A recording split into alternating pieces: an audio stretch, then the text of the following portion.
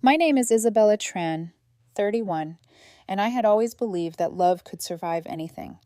That was until last Sunday when love, family, and reality collided in the most surreal, heartbreaking way. I had been with Kevin Miller for 4 years. 4 years of laughter, quiet comfort, shared late nights coding together, and mornings where we argued over breakfast and then forgot what we were arguing about because we were too busy laughing. He was everything I wanted in a partner, thoughtful, kind, and stubborn enough to challenge me in the ways I needed. We were engaged for 3 months, and honestly, those months felt like the purest reflection of our relationship. Exciting, hopeful, but not without its undercurrents.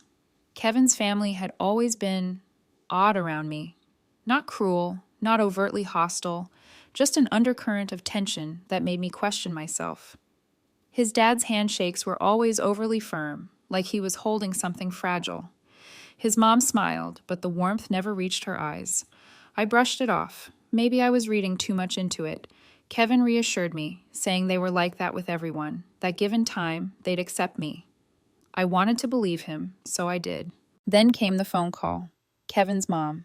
We'd like you both to come to a family dinner. Important. Important. That single word lingered in my chest like a stone. Kevin seemed surprised, but agreed without hesitation. Sure, he said, it'll be fine. We arrived at their house around 6. Immediately, I sensed something was off. There was no aroma of roasting chicken, no clatter of pots, no table set for dinner.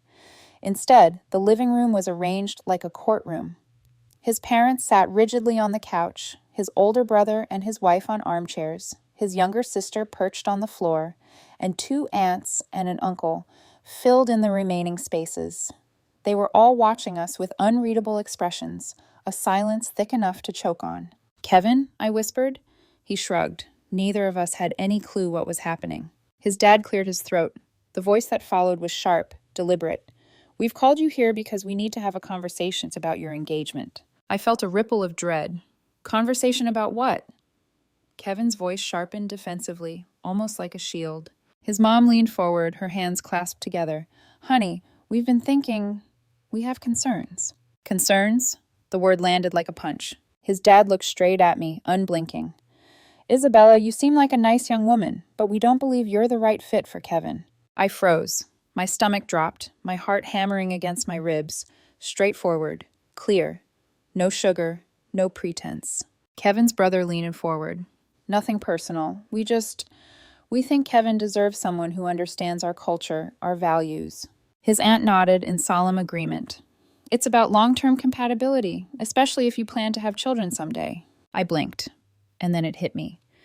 They're saying it because of my race. I wanted to argue, to make them see how absurd, cruel, and archaic this was, but the words refused to form. Part of me wanted to cry, to storm out, to scream. But part of me, the part that loved Kevin too much, wanted to protect him from the conflict, to take this burden alone.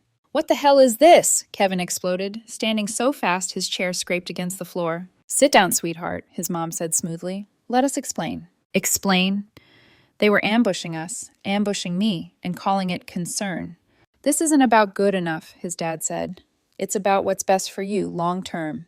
You want children someday, right? Don't you want them to have a father who shares your heritage, who looks like you? I felt like someone had twisted a knife into my chest. His face reddened. Kevin's. Are you serious? Are you actually saying this out loud? His mom reached for him. We're not being prejudiced, honey. We're being practical. Mixed marriages are harder. The children face challenges. We're protecting your future. Protecting my future? By being racist? His uncle jumped in, defensive. We have friends who are Asian. It's not about race. It's about cultural compatibility. The classic I have friends who are defense. I had been sitting quietly the whole time, watching this play out like a nightmare. And then I realized something. I couldn't reason with people who were choosing prejudice over humanity. I stood up, calmly. Interesting meeting. Every head turned to me. My chest tightened. I reached for Kevin's hand. He looked at me, bewildered, but instead of holding it, I gently slid the engagement ring off his finger. This isn't about you making a choice, I said quietly. I'm not asking either of us to choose. This isn't fair. Kevin's eyes filled with tears, his lips quivering. Don't do this, he whispered. I love you too much, I said, and I can't watch you be torn apart. You deserve better than this. I turned and walked out. My keys trembled in my hand as I reached my car. The door was almost in my grasp when I heard the sound of bare feet pounding the driveway. "Wait, please, don't go!" I turned, and there he was, Kevin, socks soaked in early evening dew, tears streaming down his face, pleading with me. "Your family. I don't care about them," he gasped. "I care about you. I love you. You can't just give up on us because they're horrible." I froze, seeing the raw desperation in him. His entire body was shaking, but his gaze was unwavering, a mirror to my own heart. I wanted to collapse into him, to stop thinking, stop worrying, stop pretending. "I'm not asking you to choose," I said again, taking a step closer. I'm choosing us." And then, in that rain of emotions, in the quiet chaos of the parking lot, he did the only thing he could. He ran to me, arms outstretched, collapsing into my embrace as I held him, as he held me, and in that moment, the world outside ceased to exist. It was terrifying, chaotic, beautiful, and sad, all at once, and I knew nothing would ever be the same again. After that night in the parking lot, Kevin stayed with me. My apartment became a refuge, a bubble outside the storm that had been his family's living room. For a week, we barely left. We cooked meals together, laughed at stupid YouTube videos, and sometimes just sat in silence, holding hands, letting the weight of everything settle into a quiet, shared understanding. But the storm wasn't over, not by a long shot. On Monday morning, Kevin's phone started buzzing incessantly. Calls, texts, notifications. I could see the stress line deepening across his forehead. "Ignore them," I whispered, but he was torn. Loyalty, fear, habit, they all battled inside him. Finally, he opened the first message. It was his mother. "We just want what's best for you, Kevin. Please come home so we can talk rationally. You're being emotional. We love you." I felt my jaw tighten. Love? That word felt empty in the context of a family that had ambushed us, insulted me, and told Kevin that my love, my presence, my very being was incompatible with their vision of what's best. His dad followed with the text. "You're making a huge mistake. Don't throw away your family over a relationship. Isabella isn't worth it." The messages kept coming, escalating. His brother, his sister, everyone weighing in, trying to manipulate, guilt, and shame him into submission. It was a coordinated barrage designed to fracture him, to fracture us. And for a moment, I could see doubt flicker across his face. But Kevin looked at me, really looked, and I saw the shift. Determination, a quiet, fierce resolve. "They're not going to win," he said, his voice low but steady. "I choose you, Isabella, every time." I wanted to believe him with all my heart. But family bonds are complicated, and we both knew we were stepping into a battlefield where every ally counted and ours were scarce. Midweek, Kevin told me about an incident at his workplace. His mother had shown up unannounced, demanding to speak to him, tears in her eyes, a rehearsed performance of grief and concern. "You're isolating him," she claimed. "You're manipulating him. We're his family, Isabella, not you." Kevin laughed bitterly. Isolating him? They literally tried to break us up in a living room full of witnesses, and now she shows up at work to guilt him? I felt my blood boil. These were people who weaponized love, tradition, and faith to control. But for now, Kevin had set boundaries, and I clung to that fragile shield, knowing it might crack at any moment. Then came the call that made my stomach drop. Unknown number. I answered, thinking it was a friend. "Isabella," a woman's voice said, calm, sharp, controlled. "It's me, his mother. I want you to know what you're doing to this family. Kevin won't speak to us. You've manipulated him." I put the phone on speaker. Kevin came closer, furious, but trying to maintain composure. "I can hear you," he said. "That's not what happened." "Yes, it is," she snapped. "You wanted him to marry someone who shares your heritage, someone who looks like you." I felt a chill run through me. The words were deliberate, poisonous. "That's literally racism," I said, my voice trembling but firm. "I am not racist," she spat back. "I just want what's best for my son." Her logic was circular, vicious, and exhausting.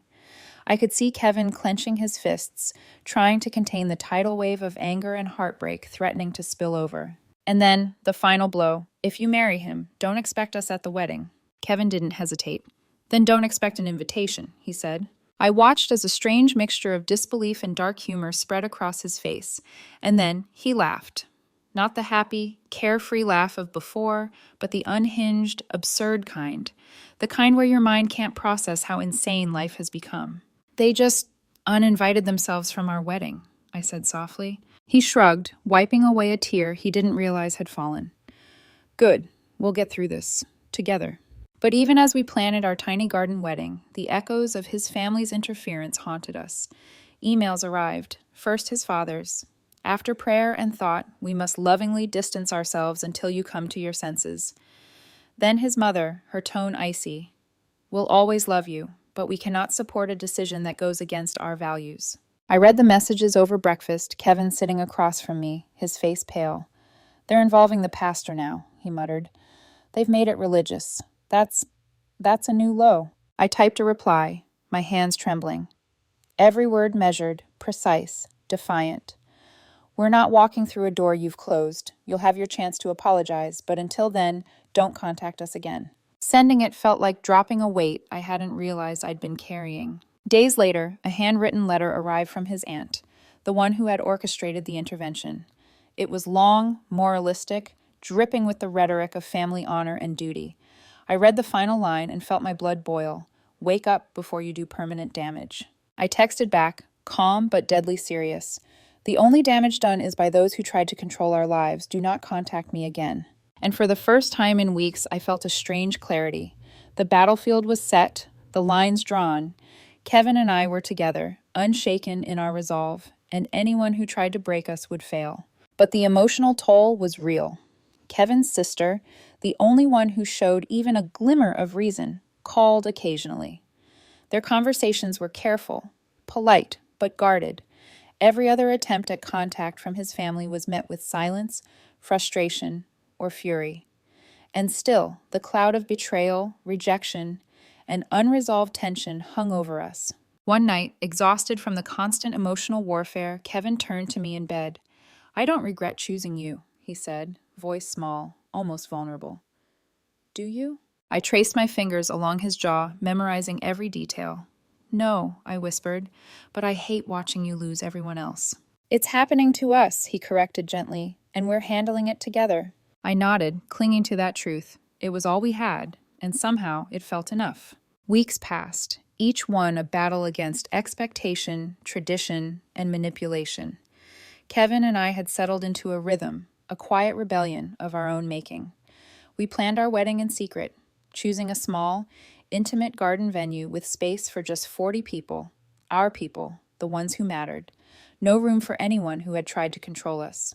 The first step was simple yet symbolic. We removed his family entirely from the planning. Invitations went out, RSVPs trickled in, and slowly the reality sank in. Kevin's parents wouldn't be there. His siblings? Only the sister who had shown even a flicker of reason might attend. Everyone else had burned their bridges. One afternoon, as we drove back from a florist's, Kevin was quiet. His hands gripped the steering wheel, knuckles white.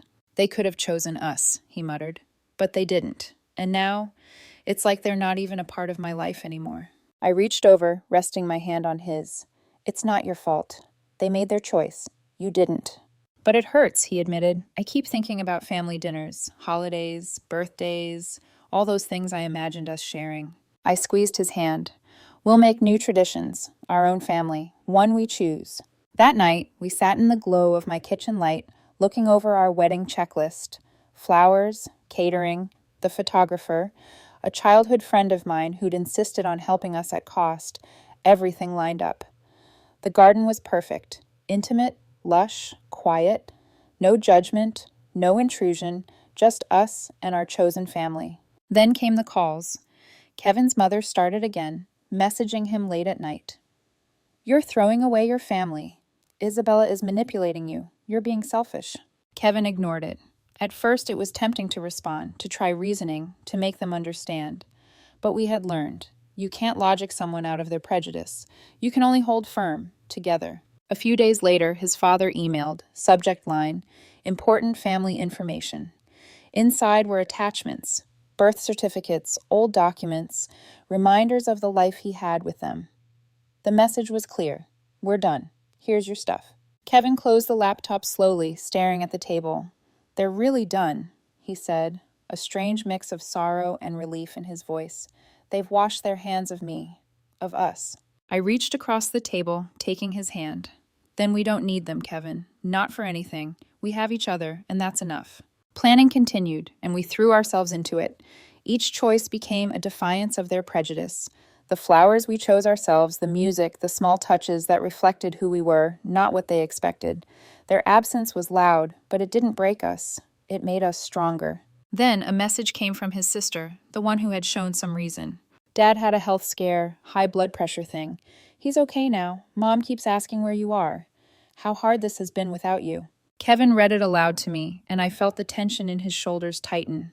"What are you going to do?" I asked. He shook his head. "I don't know. I think we just keep moving forward. They made their choices. I made mine." The wedding day arrived faster than expected. I was nervous, jittery with excitement and anxiety, every memory of past betrayal buzzing in my mind. But the moment I saw Kevin waiting for me at the end of the aisle, all of it fell away. His smile, warm and steady, erased weeks of doubt. My parents walked me down the aisle, tears glistening in their eyes. "You're already our daughter," my mother whispered, and I felt a wave of gratitude I hadn't realized I'd been holding back. Kevin's sister, the only one from his family present, sat quietly in the front row, a small gesture that mattered more than words. The ceremony was simple, perfect, intimate. Our vows weren't just promises to each other, they were affirmations of resilience, of choosing love over manipulation, of creating a family on our terms. During the reception, his sister pulled me aside. "I owe you an apology," she said softly. "I should have stood up sooner. Thank you for loving him anyway." I smiled, tears threatening. "It's okay. We're here now, and that's what matters." Kevin and I danced, laughed, ate cake until we were stuffed, and stayed until the staff gently nudged us out. Every moment was ours, free from judgment or interference. After the honeymoon, we returned home to a quiet mailbox. Among the clutter, a card from his mother stood out. A generic congratulations with a note. "I hope you know what you've done to this family. When you're ready to make things right, we'll be here." I read it twice, then handed it to Kevin. We both understood the subtext. They would never accept me. Their door remained closed, and they expected us to knock, but we weren't knocking. I crumpled the card and tossed it in the trash. "We're fine," I said, leaning against Kevin. "We have each other. That's enough." We rebuilt slowly. Kevin's sister stayed in touch, a bridge between the worlds we'd left behind and the one we were forging. The rest of his family? Silence. And it was liberating. There were moments of sadness, inevitably, holidays, family gatherings, memories of what could have been, but we faced them together. We built our traditions, our celebrations, our life, choosing love over judgment at every turn. One evening, I found myself reflecting. "Do you ever think about reaching out to them?" I asked. Kevin shook his head. "They broke it. They can fix it. Until then, we have nothing to say." It was the truth we clung to. In a world of manipulation and control, we had found freedom. Freedom to love without apology, to exist without guilt, to choose each other over everything else. And that finally was enough. The first weeks after our wedding were surreal, like living in a bubble separate from the world. The garden ceremony, the intimate reception, and the quiet joy of having only our chosen family around. It all felt like a dream we didn't want to wake from. Kevin and I settled into a routine, balancing work, planning for the future, and just being present with each other. Yet, even in this calm, the shadows of his family loomed. Messages continued, sporadic and increasingly desperate. His mother tried everything, from emails dripping with guilt, to text messages pleading for reconciliation, to Facebook messages attempting to appear casual. Each time, Kevin would show me, and we'd sit together, reading the words, the manipulation, the veiled threats. "I can't believe they're still trying," I muttered one evening, as Kevin's phone buzzed again. He sighed, rubbing his forehead. "It's exhausting. I thought ignoring it would stop, but they keep pushing. They can't let go." We made a rule. If it came from them, we wouldn't respond. No engagement, no debate, no justification. Every time we broke that rule, even a little, it only dragged us into their chaos, and we refused to go there. At work, I noticed subtle changes in myself. I wasn't constantly checking messages, analyzing every tone, wondering if they were secretly plotting against us. I was calmer, stronger, confident that the life Kevin and I were building didn't require approval from anyone who had never truly supported us. One morning, a handwritten letter arrived at my office. The familiar scrawl of his aunt's handwriting, one of the instigators of the original intervention, stopped me cold. My hand shook slightly as I opened it, bracing for guilt, shame, or manipulation. Instead, it was a plea, strangely reflective. Isabella, I've known you since you were Kevin's girlfriend. I see now that what we did was wrong. I hope you can forgive us someday. Kevin deserves happiness, and you deserve to be loved. Please know, we regret trying to control your life. I stared at the words, heart thudding. It wasn't an apology from all of them, and it wasn't a reopening of the door we'd firmly closed, but it was acknowledgement. I folded the letter slowly and slid it into my bag, not sure if I felt relief or anger, or maybe both. Kevin came by later that afternoon, leaning over my desk. "Letter from your aunt?" he asked, eyes wary. "Yeah," I said, not sure how to feel. He nodded, understanding. "Doesn't matter. We're not going back. We can acknowledge it without letting it affect us." And so we moved forward. Slowly, life outside the shadow of Kevin's family began to feel normal again. Friends became like family, sharing holidays, birthdays, and small triumphs. My parents were constant pillars of support, attending every planning session, every minor crisis, and reminding me that love didn't have to be complicated by prejudice. One afternoon, as we were grocery shopping, Kevin paused near the produce aisle, hands in his pockets, gaze distant. "You know," he said softly, "I used to think family was everything. But family can also hurt you, hold you back, make you choose between love and loyalty." I smiled, reaching for his hand. We made our choice, and were stronger for it. He squeezed my hand, eyes glinting with emotion. Yeah, stronger. Together. That evening, I found myself scrolling through wedding photos. The small garden, the intimate gathering, the laughter and tears, it all looked so perfect, even though it had been forged through tension and heartache. I paused on a picture of Kevin and me, laughing mid-ceremony, sun hitting our faces just right. I realized then that love wasn't about having the perfect family or avoiding conflict. It was about choosing each other, every single day, despite everything else. Not long after, a message appeared on my phone, an old acquaintance from Kevin's mother's church, who had somehow gotten our wedding photos online. "I see you went through with it. I hope one day your family can heal. Love is worth fighting for." I showed Kevin, who read it silently before nodding. "We'll heal our way, on our terms." Our days became a blend of normalcy and quiet joy. Work, friends, hobbies, small adventures. Kevin and I discovered the simple pleasures of building a life together without interference. Yet, the past never fully disappeared. Certain triggers, like hearing a story about family conflict or noticing a cultural tradition we weren't part of, reminded us of the families we had chosen not to include. We learned to confront those moments together. We talked openly, shared our fears, and reassured each other. "We're not broken," I reminded him during one such evening. "We just have a different family now." And it was true. Our new family, forged from friendship, trust, and love, became stronger than any blood tie could have provided. We hosted dinners, celebrated holidays, and built traditions that were ours alone, free from judgment and prejudice. One night, weeks before the first anniversary of our wedding, Kevin and I sat on the back porch, sipping wine and watching the stars. The air was crisp, the quiet only broken by distant traffic and the soft rustling of leaves. "I still can't believe how everything unfolded," he murmured. "The intervention, the manipulation, the ultimatums." I leaned my head on his shoulder. It could have destroyed us, but it didn't. We made it through, and I think we'll always be grateful for that strength. He kissed my temple gently. "I am grateful for you, for us, for choosing each other, even when it seemed impossible." I smiled, feeling the weight of the past lift slightly. The storm had passed. The battles were behind us. And for the first time, fully, I allowed myself to imagine a future unshackled by expectation or fear. Together, we had built our own world, a life defined not by the prejudice and judgment of others, but by love, respect, and unwavering loyalty to one another. Months had passed since our wedding, and life had begun to settle into a rhythm that felt real, grounding, and ours. Kevin and I often marveled at how drastically our lives had changed, from tense confrontations and emotional ambushes to quiet mornings with coffee, laughter, and the knowledge that we had survived the storm together. Even now, the echoes of his family's disapproval sometimes surfaced, a whisper of old wounds. But rather than consume me, they reminded me of the choices I had made, the stand I took for myself, for Kevin, and for the love that bound us. The woman I had been before the intervention, the anxious, cautious Isabella, felt like a different person.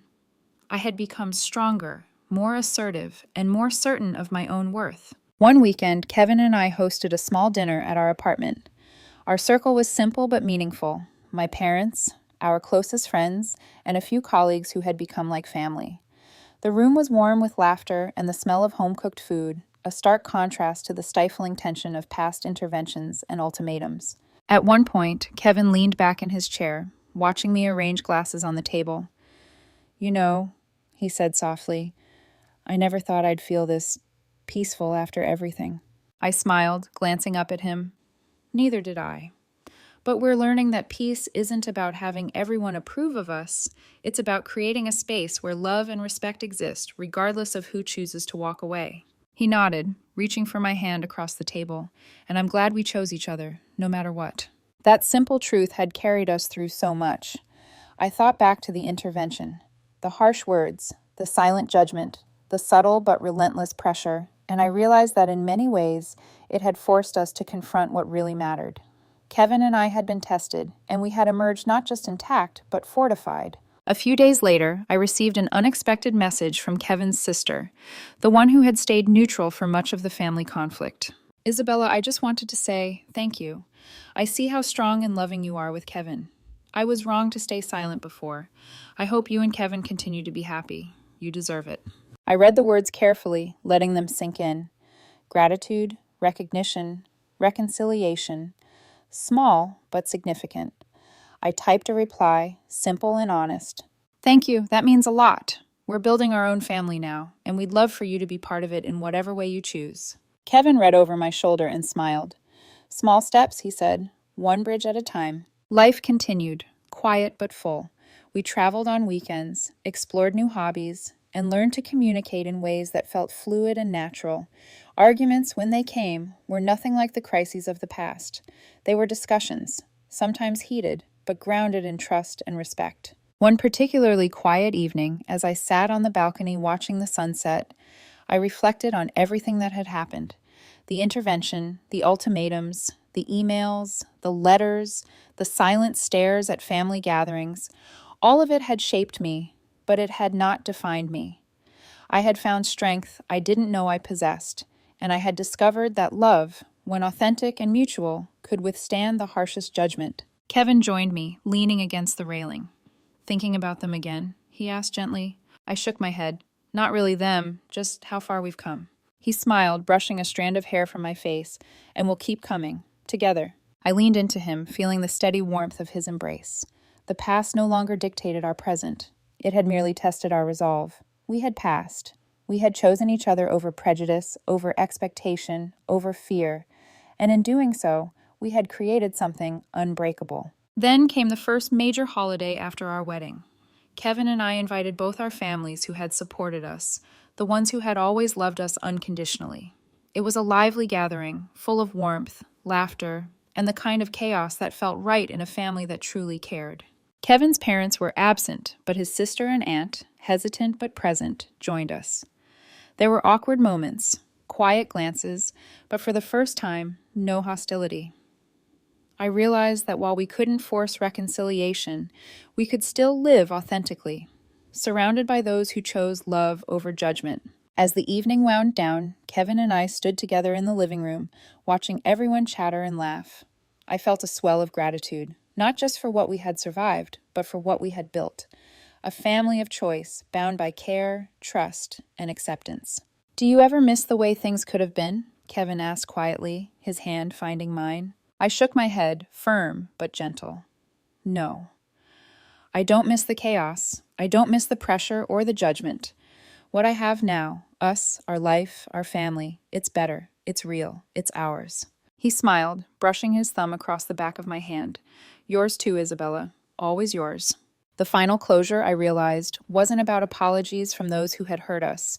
It wasn't about the letters, the messages, or the occasional acknowledgement from distant relatives. It was about the choices we made, the commitment to each other, the refusal to be torn apart by prejudice, and the conscious act of building a life that honored our love above all else. And in that realization, a profound peace settled over me. The storm had passed. We were whole. And though the absence of some family members left a quiet ache, it was outweighed by the strength, joy, and love that filled the spaces we had intentionally created. Kevin leaned his forehead against mine, whispering, "We did it, Isabella. We survived them, and we found us." "Yes," I whispered back, heartful, "and I'd do it all again." Because love, I had learned, was not about perfection, nor about pleasing everyone else. Love was about standing together, even when the world tried to pull you apart. And that was the legacy we would carry forward, always.